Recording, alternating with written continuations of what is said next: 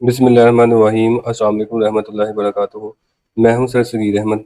आज की वीडियो उन स्टूडेंट्स के लिए जो 11th क्लास फ़िज़िक्स के पेपर की तैयारी कर रहे हैं और वो फ़िज़िक्स के पेपर में अच्छे नंबर लेना चाहते हैं। तो उनके लिए ये वीडियो बहुत ही ज़रूरी, बहुत ही अहम है। इस वीडियो में हम फर्स्ट ईयर फ़िज़िक्स का 2025 में जो पेपर होने जा रहा है उसका गेस्ट पेपर, यानी कि वो एमसीक्यूज, वो शॉर्ट क्वेश्चन, वो लॉन्ग क्वेश्चन और वो न्यूमेरिकल्स आपके साथ शेयर करेंगे जो जो पास पेपर्स में बार बार आए हुए हैं और इस दफ़ा भी उनके आने के चांसेस बहुत ज़्यादा हैं। तो अगर आप चैनल पे नए हैं तो चैनल को लाइक और सब्सक्राइब लाजमी करें ताकि आने वाले लेक्चर आपको बर वक्त मिलते रहें। तो लेक्चर को स्टार्ट करते हैं। फर्स्ट ईयर फिजिक्स का ये गेस्ट पेपर है 2025 का। इसमें हम सबसे पहले तो पेयरिंग स्कीम की बात कर लेते हैं कि जो पेयरिंग स्कीम है वो क्या है फिजिक्स की।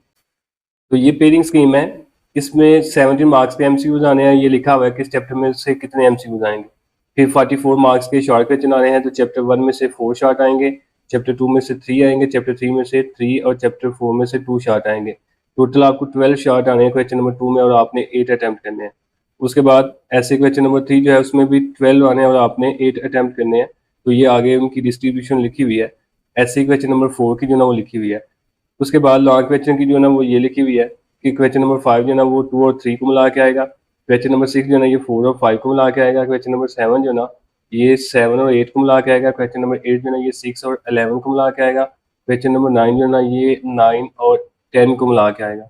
आपने यहाँ से कोई से 3 पेयर जो है ना वो अच्छी तरह रेडी कर लेने हैं।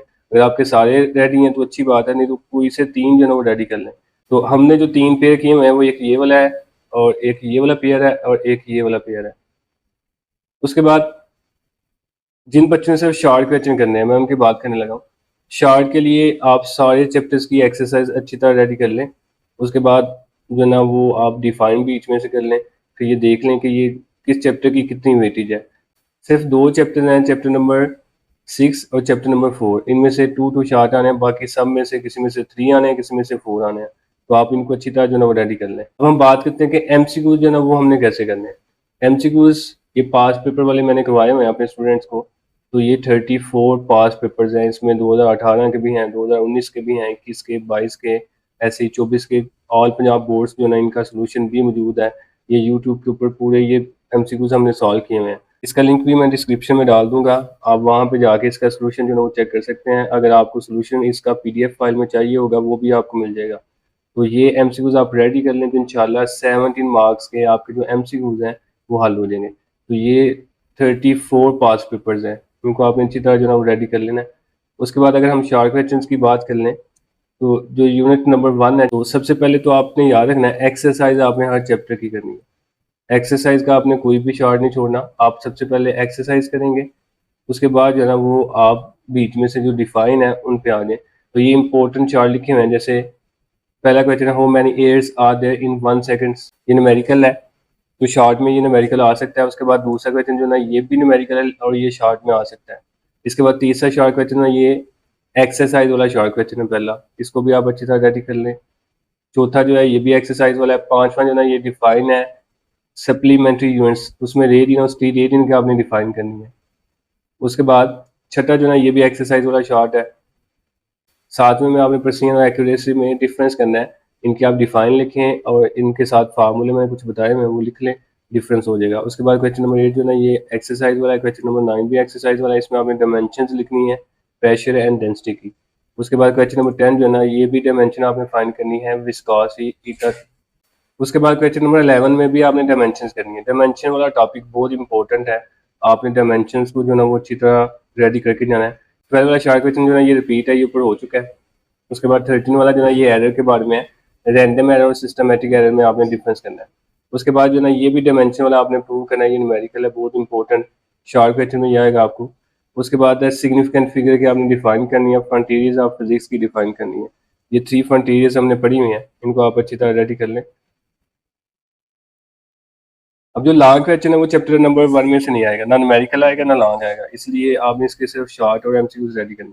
चैप्टर नंबर 2 जो है ना इसमें भी सबसे पहले आप एक्सरसाइज करेंगे, फिर आप जो ना वो बीच में से डिफाइन करेंगे। अब एक्सरसाइज वाले 2-3 शॉर्ट क्वेश्चन हैं जो हमने नहीं करने, वो मैंने बताए हुए हैं। जो ज़्यादा लेंथी हैं उनको रहने दें, उसके अलावा बाकी सारे एक्सरसाइज वाले आप अच्छी तरह कर लें। तो ये कुछ शॉर्ट क्वेश्चन लिखे हुए हैं, ये एक्सरसाइज वाले हैं, इनको आप अच्छी तरह जो ना वो रेडी कर लें। ये बहुत इंपॉर्टेंट शार्ट क्वेश्चन है, ये बार बार जो ना पेपर में आए हुए हैं।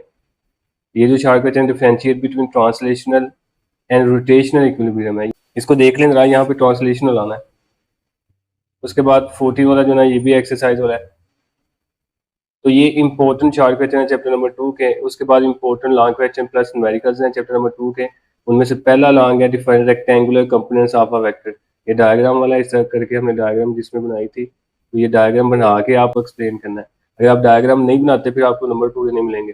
उसके बाद क्वेश्चन नंबर 2 जो है इसके अंदर 2 लॉन्ग क्वेश्चन है, define scalar and vector product.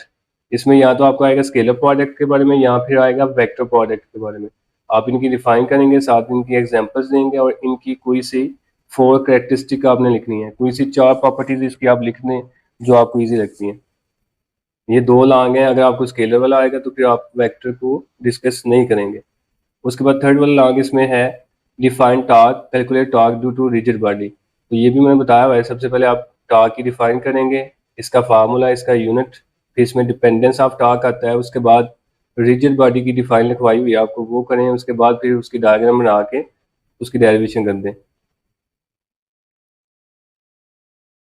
उसके बाद इसमें जो इंपॉर्टेंट एग्जांपल है वो 2.5 वाली है, इसको आप अच्छी तरह रेडी कर लें। और ये जो न्यूमेरिकल्स हैं बहुत इंपॉर्टेंट है।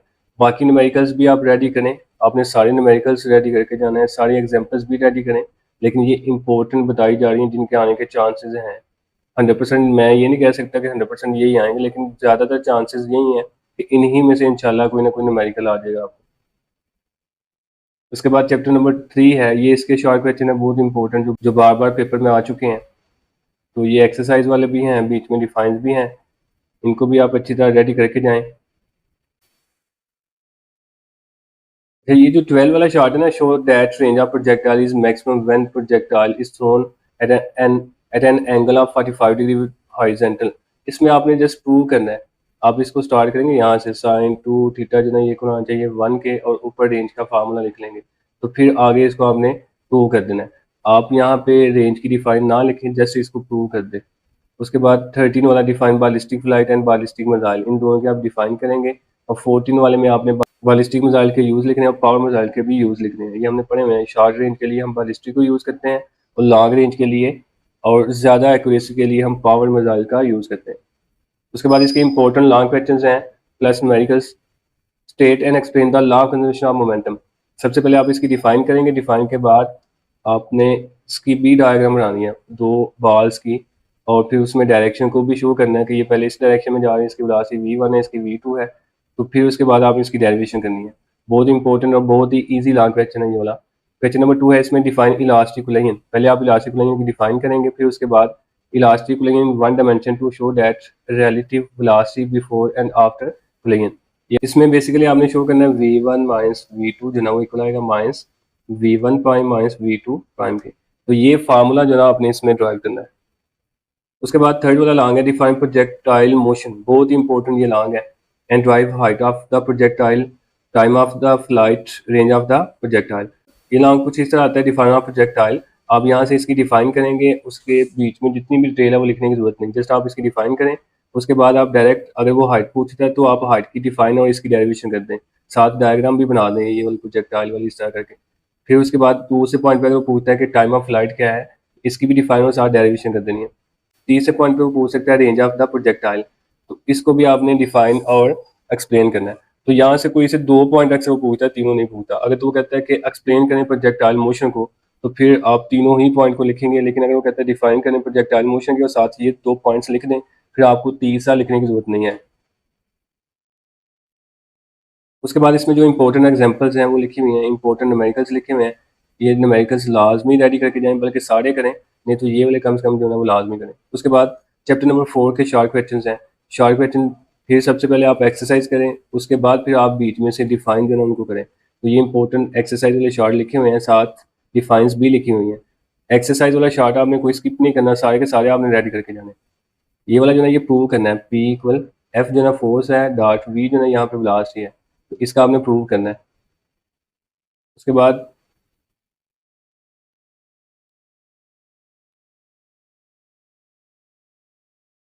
क्वेश्चन नंबर 10 जो है explain when work done is positive. आपने ये बताना वर्क डन पॉजिटिव कब होगा। ये एंगल वाले केस हमने पढ़ा। एंगल जो है 0 से ग्रेटर होगा तो ये पॉजिटिव होगा, और नेगेटिव तब होता है जब एंगल जो है वो 90 से ग्रेटर हो। और ये वर्क डन मैक्सिमम तब होता है जब एंगल 0 हो, और मिनिमम तब होता है जब एंगल 90 का हो। उसके बाद नीचे ये आपने write the name of non conventional energy sources, इनके नाम लिख देने हैं। जैसे हमने पढ़ा energy from tiles, energy from waste, इस तरह करके ना ये आपने करना। उसके बाद इसके इंपॉर्टेंट लॉन्ग्स प्लस न्यूमेरिकल्स हैं। इसमें पहला लॉन्ग है show that work done in gravitational field is independent of path. ये work done by gravitational field वाला है, जिसमें आपने डायग्राम बनानी है, जिसमें आपने डिफाइन के साथ आपने इसकी डायग्राम लाजमी बनानी है। तो डायग्राम की बेस पे ही इसकी डेरिवेशन होगी। अगर आप डायग्राम नहीं बनाते, डायरेक्ट डेरिवेशन कर देंगे तो फिर आपको नंबर नहीं मिलने। उसके बाद दूसरा इंपॉर्टेंट लॉन्ग है, इसमें inter conversion of potential energy and kinetic energy. ये भी बहुत इंपॉर्टेंट है, इसमें भी आपने डायग्राम लाजमी बनानी है। उसके बाद थर्ड वाला लॉन्ग है define absolute potential energy drive it's mathematical expression. इसमें भी आपने डायग्राम जो है वो लाजमी बनानी है, और इसका जो फार्मूला वो ड्राइव करना है। उसके बाद इंपॉर्टेंट एग्जांपल्स लिखी हुई हैं, इंपॉर्टेंट न्यूमेरिकल्स लिखे हुए हैं, इनको आप लाजमी रेडी करके जाएं। आप सारे न्यूमेरिकल्स करें, लेकिन ये वाला जो है ये बहुत इंपॉर्टेंट है, आप ज़रा अच्छी तरह कर लें। उसके बाद चैप्टर नंबर 5 है, इसके जो इंपॉर्टेंट चार्ट है वो लिखे हुए हैं। सबसे पहले इसमें भी आप एक्सरसाइज को रेडी करें, फिर जो है वो आप चार्ट पे आएँ। तो ये इंपॉर्टेंट चार्ट कहते हैं इसके, इसको लाजमी रेडी करके जाएं, इनको अच्छी तरह जो ना रेडी करके जाएं। इनमें सारे के सारे जो ना आपने किए हुए हैं। उसके बाद important long question plus numericals हैं इसके। तो पहला लॉन्ग है what is geostationary satellite, calculate its orbiter velocity and orbiter radius.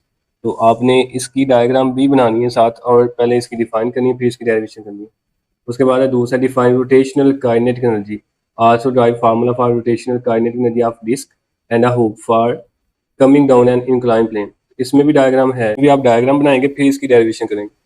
Third वाला लॉन्ग है define centimetre force and drive it's formula. इसमें पहले आप इसकी डिफाइन करें, फिर उसके बाद इसकी डायग्राम, और फिर इसकी डेरिवेशन करेंगे। उसके बाद क्वेश्चन नंबर 4 है रियल एंड अपेरेंट वेग। इसमें भी हमने इसकी डिफाइन रियल और अपेरेंट में पहले डिफरेंस करना है, फिर उसके बाद इसके केसेस हैं, साथ डायग्राम भी बनाएंगे, साथ केसेस को डिस्कस करना है।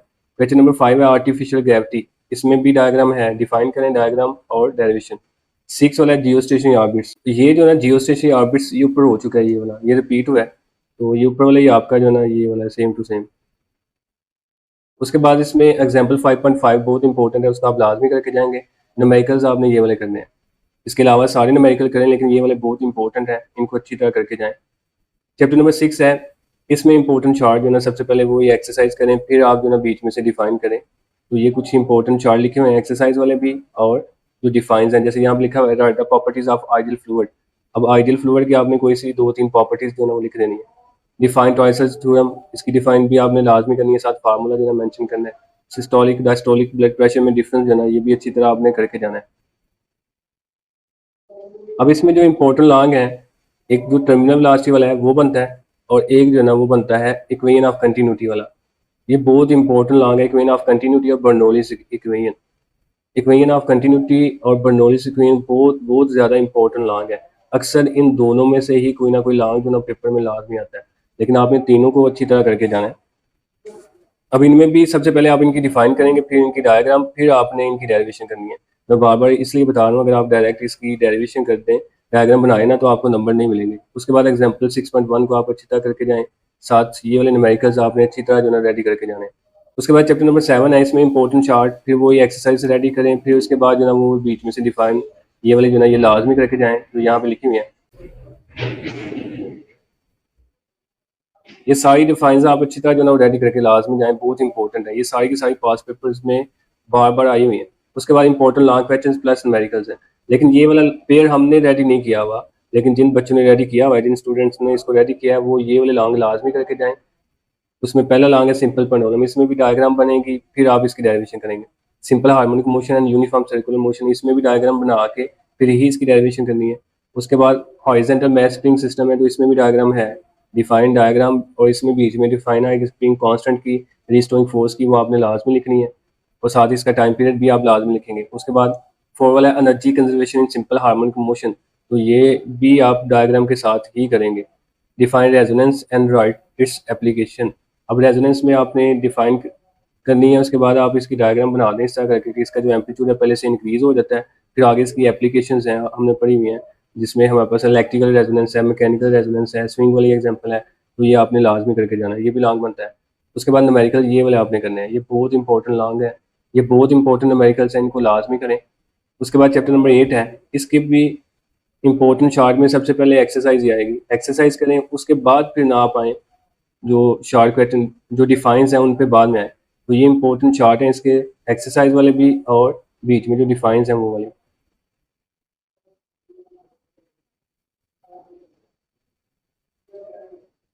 यहाँ पे लिखा हुआ डिफाइन, यहाँ पे आना था बीट्स, ये ठीक कर लें, और यहाँ पे आना था स्टेशनरी वेव्स, इसको भी ठीक कर लें।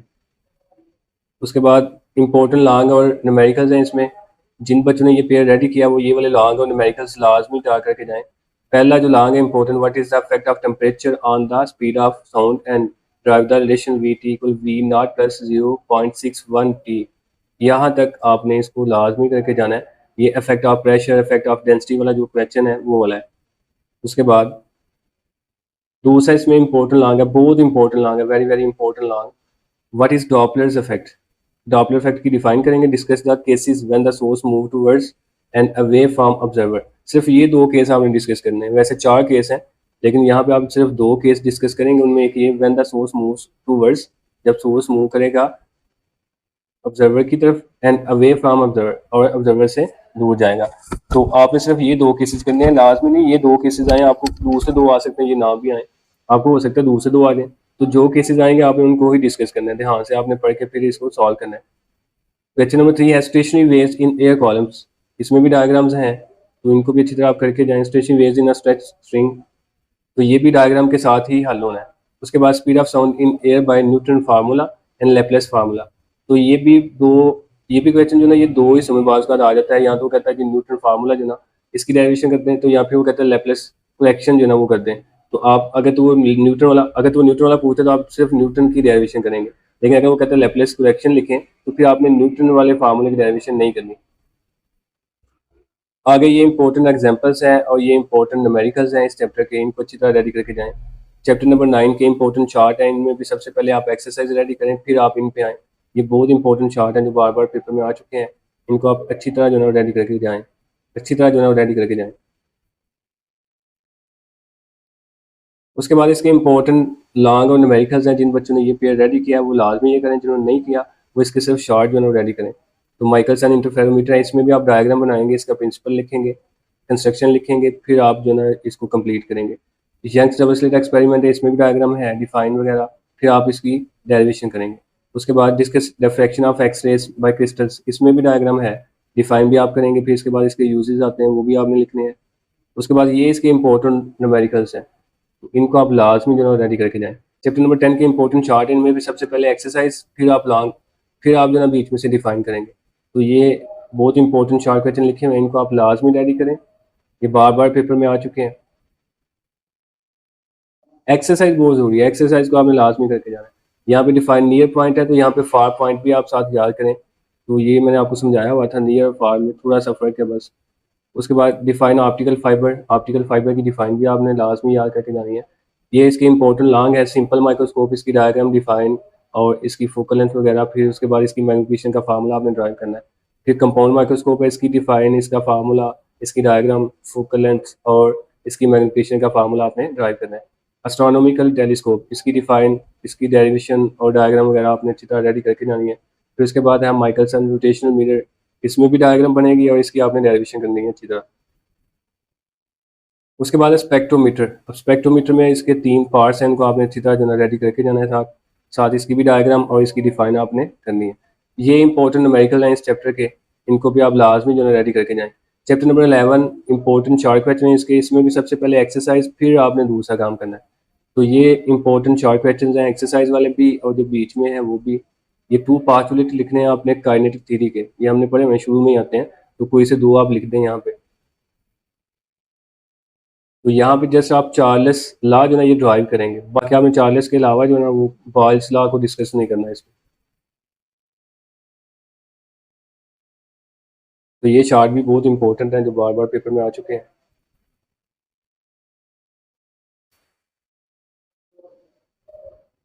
उसके बाद इंपॉर्टेंट लॉन्ग है, उनमें सबसे पहला जो इंपॉर्टेंट लॉन्ग है वो है मोलर स्पेसिफिक हीट वाला। Derive C P minus C V equal यहाँ पे आएगा इक्वल आर के, यानी कि C P minus C V जो ना वो आर के इक्वल आना चाहिए। तो ये भी आपने डिफाइंस करनी है, इसकी डायग्राम तो इसकी है नहीं, उसके बाद फिर आपने इसकी डेरिवेशन करनी है। तो ये हमने की हुई है, बहुत इंपॉर्टेंट लॉन्ग है ये। उसके बाद दूसरा लॉन्ग है what is Carnot engine, derive expression for the efficiency of Carnot engine. Carnot engine आप लिखेंगे, उसके बाद फिर आप जो है ना इसकी एफिशिएंसी तक इसकी डेरिवेशन करेंगे, और उसके बाद फिर आपने इसकी एफिशिएंसी का जो फार्मूला वो ड्राइव करना है।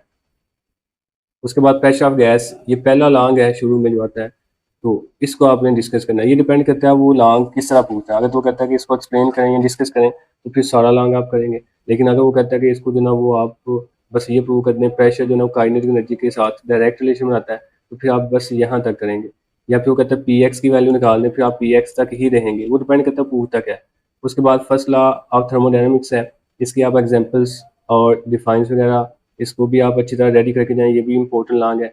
उसके बाद पेट्रोल इंजन है, इसकी डिफाइन, इसकी डायग्राम, उसके बाद इसमें जो स्ट्रोक आते हैं वो वाले, इसकी एफिशिएंसी अच्छी तरह जो ना वो रेडी करके जाएं।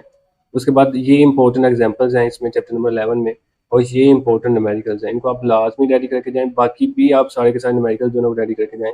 अब एंड पे जो खुलासा है मुख्तसर वो ये है कि जो बच्चे सिर्फ पास होना चाहते हैं उनकी तैयारी ज़रा भी नहीं है, तो उनको सिर्फ यही सजेशन है कि वो बच्चे MCQs अच्छी तरह रेडी कर लें। 17 मार्क्स पे इंशाल्लाह MCQs उनके हल हो जाएंगे अगर वो ये 34 पेपर जो है ना सॉल्व कर लेते हैं अच्छी तरह, तो 17 मार्क्स के आपके MCQs हल हो जाएंगे। उसके बाद वो बच्चे एक्सरसाइज वाले शॉर्ट लाजमी रेडी कर लें।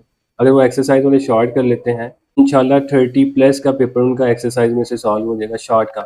तो 30+17 कर लें तो 47 मार्क्स उनके जो ना जस्ट MCQs और एक्सरसाइज के शॉर्ट में ला के आ जाएंगे। अगर बीच में से डिफाइन कर लें तो और अच्छा पेपर हो जाएगा। उसके बाद अगर हम लॉन्ग क्वेश्चंस की बात करें तो उन लॉन्ग क्वेश्चन के लिए आप जो ना सेकंड वाला चैप्टर, थर्ड वाला चैप्टर, एक ये पेयर आप रेडी कर लें, एक पेयर आप ये वाला रेडी कर लें, और एक पेयर जो ना आप ये वाला रेडी कर लें। तो ये तीनों पेयर जो ना आप अच्छी तरह रेडी करें। लेकिन अगर आप पूरे नंबर लेना चाहते हैं तो फिर उसके लिए लाजमी है कि आपने इसकी हर एक एग्जाम्पल, हर एक न्यूमेरिकल, चाहे वो डायग्राम वाला है चाहे वो लेंथी स्टेटमेंट वाला है, आपने सारे के सारे जो ना वो न्यूमेरिकल, सारी की सारी एग्जाम्पल्स और सारे के सारे लॉन्ग क्वेश्चन इसके अच्छी तरह जो ना रेडी करके जाने हैं। इंपॉर्टेंट का मतलब सिर्फ ये होता है कि चांसेस हैं, लेकिन 100% ये नहीं होता कि उसी में से पेपर आएगा, इसके अलावा पेपर नहीं आएगा। लेकिन इंशाल्लाह 90 से 100% आपको पेपर इन्हीं शार्ट क्वेश्चन में से, इन्हीं लॉन्ग क्वेश्चन में से आएगा। MCQ तो इंशाल्लाह 100% आपके यही आएंगे। फिर भी आप लॉन्ग क्वेश्चन जो है ना बाकी दूसरे जो मैंने नहीं बताए, इंपॉर्टेंट नहीं है, उनको भी रेडी करें, न्यूमेरिकल्स भी रेडी करें और शॉर्ट क्वेश्चंस भी रेडी करें। लेकिन जिन बच्चों की तैयारी अच्छी नहीं, वो सिर्फ यही लॉन्ग कर लें जो मैंने बताया हुए हैं, यही न्यूमेरिकल्स कर लें, इंशाल्लाह उनके मार्क्स भी अच्छे आ जाएंगे। तो दुआ में याद रखिएगा, अल्लाह आपका हामी नासिर हो, इंशाल्लाह आपका पेपर अच्छा होगा। बेस्ट ऑफ लक, अल्लाह हाफिज़।